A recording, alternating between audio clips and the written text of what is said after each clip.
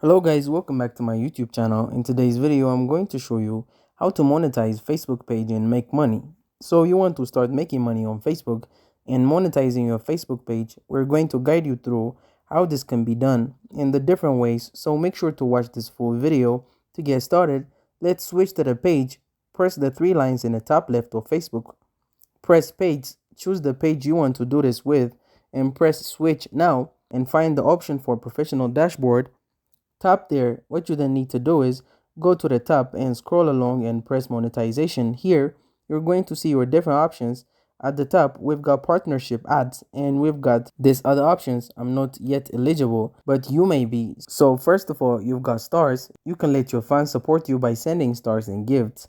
Next, you got ads on Reels. You can earn money for all your well-performing eligible content. As you can see, bonuses where you can go and earn money from Facebook for all of your well-performing eligible content in stream. Ads where you can go and earn money for all your well-performing eligible content and subscriptions as well. And that's it.